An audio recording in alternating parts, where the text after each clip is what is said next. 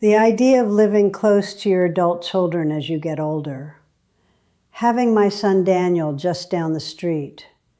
Being nearby for the grandchildren. The sense that proximity means connection, and that connection is what this chapter of life should be built around. It is a beautiful idea, and for a long time it was mine too. But what if I told you that this idea, as genuinely appealing as it sounds, can be a serious mistake? Not because your children do not love you, and not because closeness is wrong in itself, but because the version of closeness that most of us imagine, and the version that actually unfolds when you move near your adult children, are often very different things. And the gap between those two versions can quietly damage the very relationships you are trying to strengthen.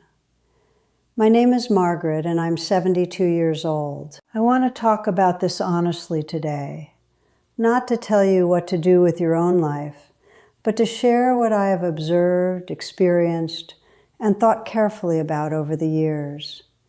These are the things I wish someone had said to me plainly, without softening them into something less true. The first reason. Proximity often creates dependency that nobody planned for or wanted. When you live near your adult children, the logic of proximity takes over in ways that happen gradually and almost invisibly. They are nearby, so you begin to rely on them for small things. A ride to the pharmacy, help with something heavy, a question about the computer. None of these requests is unreasonable on its own, but the accumulation of small dependencies, compounded by the ease of asking because they are just down the street, can erode your independence in ways you do not notice until they are already well established. I have watched this happen to women I know. Women who were entirely capable and self-sufficient before moving near their children, who within a year or two had quietly stopped doing many things on their own because it was easier to ask. And the shift that accompanies that is not just practical. It changes something about how you see yourself. Your confidence in your own capability begins to erode. You become gradually someone who depends rather than someone who manages. The distance I have always maintained from Daniel, 2 states away, has meant that I have had to stay capable. There is no one to call for the small things, so I handle the small things myself. And the fact that I handle the small things myself means that I remain, at 72, a genuinely independent person who can manage her own life with competence and confidence. That is not a small thing. It may be one of the most important things I have. Tell me in the comments, if you live near your adult children, have you noticed this pull toward increased dependency? I think it is much more common than people admit, because it happens so gradually that it rarely feels like a choice. The second reason, proximity magnifies friction in ways that distance would have absorbed. When you love someone and see them rarely, the interactions you have are almost always at their best. You have anticipated the visit, you are pleased to see each other, there is news to share and time that feels precious rather than routine.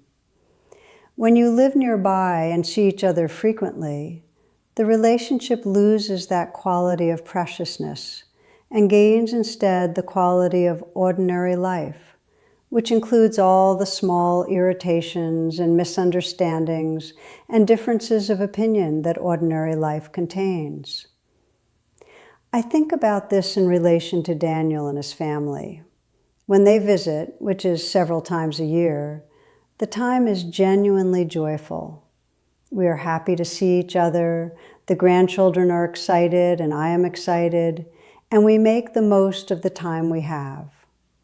When they leave, there's something that is not quite sadness, but is the pleasant ache of having had something good. If I lived nearby, if I were a constant presence in their daily life, I do not think I would have that.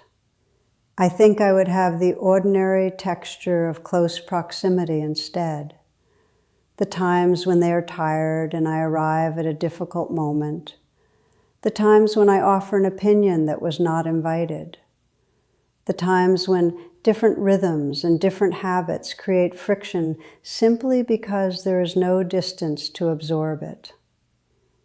Parents and adult children love each other, but they are also people with different habits and different values and different ways of doing things. And those differences are manageable from a distance in a way they are not from next door. Before I continue, a quick word. If you enjoy this channel and want to support my work, just look directly below the video player, right next to the subscribe button, and click the button that says join. That is how you become a Smart Organizer. Smart Organizers members get exclusive videos, a loyalty badge in the comments, and custom channel emojis. I would love to have you there. The third reason, you may become inadvertently isolated rather than more connected. This is the one that most surprises people, because the logic seems to run in the opposite direction. Surely living close to family means more connection. How could it produce isolation? It produces isolation because of what it replaces. When you move near your adult children, you often leave behind the community you had built, the neighbors you had known for years, the friendships accumulated over decades, the local connections that gave your daily life its social texture. You arrive in a new place with one social anchor, your family, and you rely on that anchor for the connection that used to come from a whole web of relationships. And then you discover what I have watched women discover repeatedly. Your adult children's lives are full. They're working. They're managing their own households. They're raising children. They have their own friends and their own commitments and their own rhythms that do not naturally include you as often as you had imagined. And because you have left your own community behind to be near them, you find yourself in a new place without the connections you used to have, watching your family's life from the edges of it rather than being genuinely inside it. The women I know who live most richly in this chapter of life are almost all women who have maintained or built their own communities independent of family, who have friendships that belong to them, activities that belong to them, a social world that functions regardless of whether their children are available, are busy, are going through a hard stretch of their own.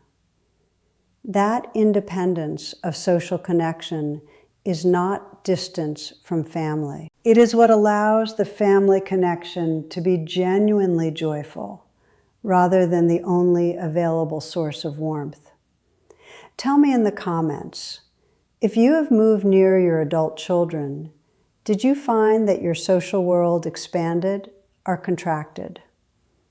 I think the honest answers to this question would be illuminating for a lot of people considering a similar move. The fourth reason, it creates unspoken guilt on both sides, and guilt is a corrosive thing in a relationship. When you live near your adult children and things are not working as you had imagined, a particular emotional dynamic tends to develop. You feel guilty for needing more than they have time to give. They feel guilty for not giving it, even when the constraints on their time are entirely legitimate. And both of you carry that guilt in silence, because naming it would require admitting that the arrangement is not quite what either of you had hoped. The problem with unspoken guilt is what it does over time. It accumulates. It shifts the quality of interactions in subtle ways. Visits that should be enjoyable carry a faint undertone of obligation. Conversations that should be easy become slightly careful. The relationship, which should be getting warmer in this chapter of life, begins instead to develop a certain guardedness. I have seen this play out in families I know well enough to observe honestly. The parent who is trying not to ask too much. The child who is trying not to show that they are stretched. Both of them performing a version of the relationship that is slightly different from what is actually happening. That performance is exhausting, and over time it changes things in ways that are difficult to undo. The distance that feels like it should create longing and loss often creates instead exactly the opposite. Interactions that are entirely genuine because no one is managing guilt, no one is performing patience, no one is quietly exhausted by the weight of proximity. Please subscribe if you're not yet subscribed. Every week I share these kinds of honest, practical conversations about living well at this stage of life. The fifth reason. Living independently keeps you genuinely alive in ways that proximity tends to diminish. I want to say this carefully because I think it is one of the most important things on this list. When you live near your adult children, there is a subtle pull toward becoming less of a full person and more of a role. The parent nearby, the grandmother available for babysitting, the person whose calendar is relatively flexible compared to everyone else's, and who can therefore be called upon to help with what is needed. This pull is not anyone's fault. It is the natural consequence of proximity. You are there. You are available. You are willing. And gradually the texture of your daily life begins to be shaped more by what is needed from you than by what you want for yourself. When you live at a distance, this cannot happen in the same way. You are too far away to be available for the daily logistics of another family's life. You have to build your own daily life around your own interests and your own rhythms and your own sense of what matters. And that enforced self-directedness, which can feel at first like isolation, turns out to be one of the most life-giving things about maintaining distance. I am busier, more engaged, and more genuinely myself than I would be if I had moved near Daniel when Robert passed 9 years ago. I tend my garden, I read, I maintain a house that I know every corner of and that is entirely mine. I have relationships that exist independently of my family. I have a daily life that is built around who I am rather than who I am useful to. That is not selfishness. That is the foundation of a full life. Tell me in the comments, do you think there is something to this idea that maintaining distance keeps you more fully yourself? I would genuinely love to hear how others think about this because I think it is one of the most important questions about this chapter of life. The sixth reason. Your children may not be ready for what proximity actually requires, even if they think they are. When adult children suggest or agree to having their parents live nearby, they are making that decision from a position of imagining how it will work. They imagine the good parts, the Sunday dinners, the grandchildren knowing their grandparent well, the comfort of having family close. They do not imagine, because they genuinely cannot know in advance, what it will actually be like when the parent needs more help than expected, or when their own life becomes more demanding at the same time. are when the day-to-day reality of being available does not match the image of availability they had imagined. The result is that adult children who genuinely wanted their parents nearby, who welcomed the idea sincerely and with love, often find themselves in a situation they were not prepared for. The stress this creates is real. I have seen it manifest in marriages, in careers, in the health of the adult child, in the quality of their relationship with their own children.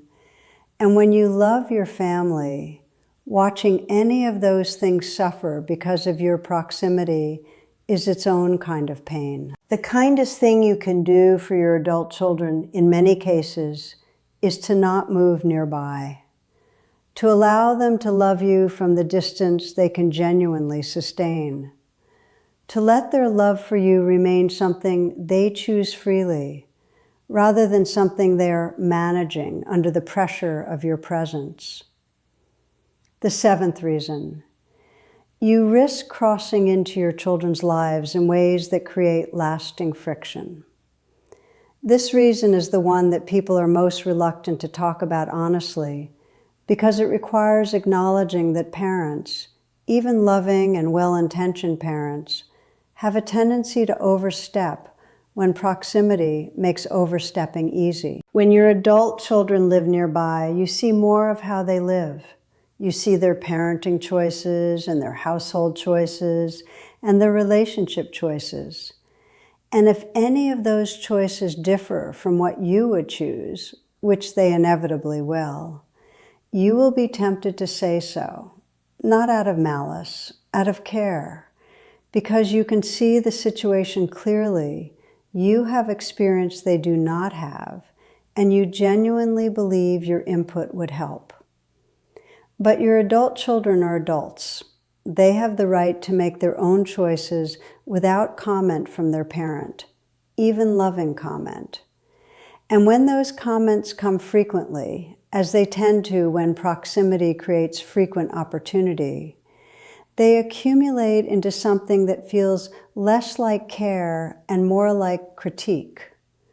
The relationship begins to carry a quality of surveillance and judgment that is corrosive to the genuine warmth both parties want. Distance does not eliminate the temptation to comment, but it limits the opportunities. And limiting the opportunities is one of the best gifts you can give to a relationship with adult children who are genuinely trying to build their own lives their own way. Tell me in the comments, has living near family, either as the parent or the adult child, ever created this kind of friction? I suspect most people have experienced something of this from one side or the other, and I think it is useful to name it clearly. The eighth reason: your retirement years belong to you, and proximity can quietly take them. I want to end with the most personal of these reasons, because I think it is the most important. There is a version of this chapter of life that is genuinely yours, where the daily rhythm is built around what you love and what you value, and what gives your particular days their particular quality. Where the house is arranged the way you want it, the mornings begin the way you prefer, and the time that is available is spent on what matters to you rather than on what is needed from you. That version of this chapter is available, but it requires that you protect it, that you do not gradually surrender it piece by piece to the logistics of being nearby and available, and the person whose flexibility makes everyone else's life a little easier. My house is the calmest and most genuinely mine it has ever been in my entire adult life. Not because it is emptier or quieter than it was, but because every corner of it belongs to the life I am actually living now, rather than to everyone who used to need things from me. I tend it with real attention and real affection. I find the days mostly good, I see Daniel and his family several times a year, and the visits are genuinely joyful because they are not shadowed by the fatigue of constant proximity. That is not what I would have if I had moved nearby. I know this with a certainty that comes from having watched others make that choice and having seen what it produced. What I have is better. Not because I love my family less, but because I love myself enough to have kept my own life intact. You have earned this chapter. Whatever distance it requires to live it fully is a distance worth maintaining. I want to hear from you now. In the comments, tell me what you think about this. If you live near your adult children, tell me honestly whether it has been what you imagined. If you live at a distance, tell me whether that has served you better than proximity would have. These are the conversations that matter, and I read every single comment. And please subscribe if you are not yet subscribed. Every week I share honest, thoughtful conversations about living well at this stage of life, the practical and the personal, from the real experience of someone who has been thinking carefully about these things for a long time. I will see you next week.